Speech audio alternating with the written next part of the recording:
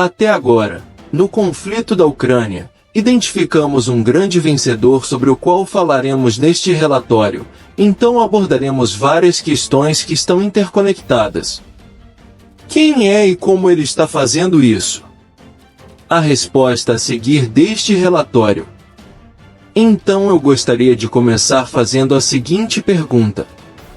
A hegemonia do dólar americano no Oriente Médio desaparecerá enquanto a China continua expandindo sua influência no mundo? O que aconteceu recentemente no Oriente Médio pode ser classificado como um momento decisivo, testemunhado por milhões de pessoas em todo o mundo. Um líder de fora da aliança da OTAN, dominada pelos Estados Unidos, recebeu honras máximas, que só haviam sido concedidas a presidentes americanos. Em dezembro de 2022, a mídia internacional fez grande alarde sobre o líder saudita Mohammed bin Salman, que havia demonstrado grande respeito pelo presidente chinês Xi Jinping ao recebê-lo como os presidentes americanos eram recebidos, quando ele chegava ao território deles, enquanto as autoridades americanas não o faziam. Parecem se importar muito, ou seja, minimizaram a importância da visita do líder chinês. À medida que avançamos para 2023, a antecipação da nova ordem mundial se agiganta na mente de muitos de nós. Esta é uma visão pintada por pessoas como Klaus Schwab, que, por meio de mudanças políticas e econômicas, visa reformular as prioridades globais no âmbito do Fórum Econômico Mundial. Mas será que realmente está ocorrendo uma transformação na forma como nosso mundo funciona, com a anunciada nova ordem mundial? Segundo vários especialistas, o desaparecimento de uma moeda outrora poderosa pode sinalizar a mudança que realmente está ocorrendo, ou seja, a queda do dólar americano. Será então que o dólar americano está à beira da falência? Em termos técnicos, os índices em torno do dólar americano são compostos por uma ampla gama de moedas, sendo o iene japonês e o euro apenas algumas das moedas que disputam proeminência global, pelo domínio global. No entanto, o efeito mais significativo que o dólar tem é sobre os preços das matérias-primas ou, como diriam alguns, os preços dos insumos. É o que afirmam os especialistas em economia mundial. Mas espere um minuto. Além disso, as ações e outros documentos valiosos nas bolsas de valores em todo o mundo são cotados em dólares norte-americanos. A partir daí teríamos que dizer que a necessidade urgente seria mudar todo o sistema de partilhas, e isso vai ser muito mais difícil. Por quê? Pela simples razão de que o dólar americano é a moeda mais estável do mundo até agora. Minha atenção está voltada para esse assunto porque durante o verão de 2021, o índice do dólar iniciou uma alta explosiva que atingiu níveis recordes no final de setembro do mesmo ano. Vale a pena mencionar que isso aconteceu logo após o Banco da Inglaterra ter feito uma surpreendente reviravolta, optando por comprar gilts, ou seja, títulos britânicos, em vez de vendê-los, na tentativa de salvar seus fundos de pensão falidos. O Reino Unido estava em meio a um período tumultuado e isso era evidente globalmente. Assim, o destaque desta introdução é o notável domínio do dólar americano, em todo o mundo. Dito isso, seguimos com nossa análise. Com apenas 12 países e a Santa Sé reconhecendo Taiwan como um estado independente, a ilha, com economia aberta e tecnologia de ponta, enfrenta a República Popular da China, apoiada pelos Estados Unidos e pela Europa. A razão por trás do reconhecimento desses pequenos estados em relação a Taiwan é por causa dos valores compartilhados e laços estreitos no nível democrático. Então, por que a UE não se baseia nisso para reconhecer Taiwan como um estado independente? Apesar de ser uma democracia próspera e um parceiro valioso, a União Europeia ainda não vê Taiwan como uma nação soberana e independente. Por quê? por causa da forte influência da China em toda a Europa. Uma população estabelecida, com relações diplomáticas estabelecidas, um governo ativo e um território definido são os 4 critérios cruciais que um país deve cumprir, de acordo com o direito internacional consuetudinário, para alcançar a condição de Estado. Como resultado de uma revisão de conformidade, Taiwan tem um bom desempenho em 3 áreas, de acordo com muitos analistas, enquanto um desempenho significativamente ruim na 4ª. Quanto às relações diplomáticas oficiais, Taiwan só mantém relações com 12 pequenas nações, além da Santa Sé. Isso continua a demonstrar a grande influência política e diplomática da China em todo o mundo em fazer com que Taiwan não seja reconhecido como um Estado independente.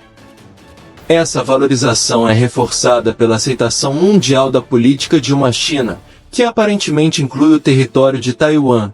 Cuidado com isso, que reconhece a República Popular da China como o único governo legítimo, que é governado pelo Partido Comunista Chinês.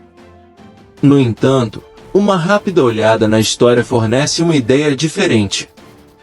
A situação atual de Taiwan remonta ao fim da Segunda Guerra Mundial, quando o ROC restabeleceu seu domínio sobre a ilha, que fica a cerca de 130 quilômetros da costa da China continental. As deficiências desse governo, no entanto, surgiram devido a batalhas de controle interno dentro do ROC, com sede em Taiwan, que permaneceu governado pelo Partido Kuomintang.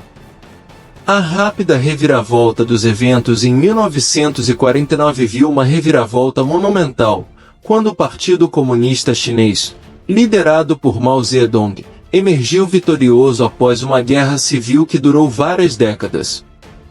Este triunfo levou ao estabelecimento da República Popular da China Comunista. O ingrediente adicionado veio durante a década de 1970, quando a diplomacia política mundial passou por uma mudança que levou ao reconhecimento da República Popular da China, também conhecida como China continental, como o único governo legítimo de toda a China. Como resultado, foi estabelecida a política One China, que é a que é reconhecida hoje. Isso mostra que Pequim tem trabalhado no nível diplomático desde antes dos anos 1970 e escuta muito bem isso. Implorando ao mundo que ajudasse seu país, porque era um país pobre com muitos milhões de habitantes, e não tinham fontes de renda para sustentar uma população tão grande. E foi Mao Zedong quem abriu as portas para o Ocidente estabelecer suas fábricas em seu território, isentando-as de impostos e garantindo baixos custos de produção. Mas voltando ao comportamento da União Europeia em relação à independência de Taiwan, antes que eu supere isso. A UE ainda tem um escritório comercial em Taipei, que se torna a porta de entrada para as transações comerciais entre Taipei e a UE. E é considerado um consulado de categoria inferior. Para explicar isso, um dos porta-vozes da UE disse que respeitava a política diplomática de uma China, e a UE não reconhecia Taiwan como um Estado independente, mas continuaria a respeitar todos os compromissos com a ilha de Taiwan, no ar em que você tem trabalhado como eles. La comercial, compra de elementos tecnológicos, políticas, saúde, segurança, entre os mais importantes. Com tudo isso, a China segue ganhando espaço globalmente, e segue roubando a cena de Moscou, até no seu próprio quintal. Acontece que em meio a muita fanfarra, o presidente chinês Xi Jinping inaugurou uma cúpula extraordinária com 5 ex-repúblicas soviéticas da Ásia Central, anunciando o início de uma nova etapa em suas relações bilaterais. Diante disso, Moscou nem se atreveu a brincar. Por quê? Porque Moscou é deficiente e fraca, e Pequim aproveita essa situação para ganhar terreno no meio dessas ex-repúblicas soviéticas. Parabenizando os líderes do Cazaquistão, Uzbequistão, Quirguistão, Tadiquistão e Turcomenistão, Xi Jinping disse estar confiante de que seus esforços combinados anunciariam uma cúpula bem-sucedida, culminando em um momento sem precedentes na história das relações diplomáticas da China com a Ásia Central. O que significa isto? Que Xi Jinping está deslocando Moscou de seu papel central no novo reagrupamento da União Soviética. O banquete, realizado na cidade de Xi'an, localizada no centro da China, foi o cenário perfeito para o início deste evento transcendental. Desde o colapso da União Soviética em 1992, as relações diplomáticas da China com várias nações estão sendo abordadas nesta primeira cúpula desse tipo. Esse encontro, considerado de vital importância pelo governo chinês, acontece em Xi'an, a antiga capital imperial, que também serve como ponto final da antiga Rota da Seda, rota comercial pela qual a China tem historicamente negociado com a Europa e o Oriente Médio. Sobre a reunião do G7 em Hiroshima, esta coincidiu com a Cimeira da China com a presença de 5 países que têm uma longa história de laços com a Rússia. As nações convidadas para a China mantêm fortes laços diplomáticos, econômicos e linguísticos com Moscou desde os tempos do Império Russo e da União Soviética.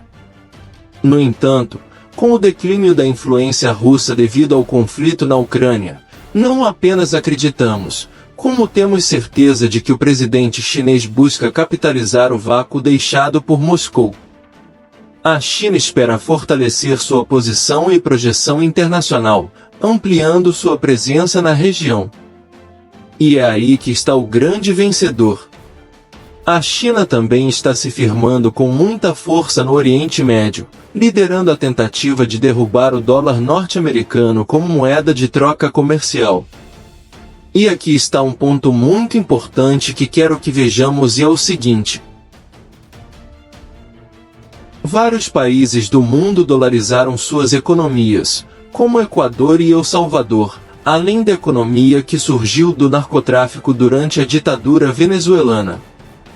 Isso significa que os Estados Unidos precisam colocar mais dólares em circulação e enviá-los aos mercados internacionais. Sobre a saída do dólar dos mercados de petróleo do Oriente Médio.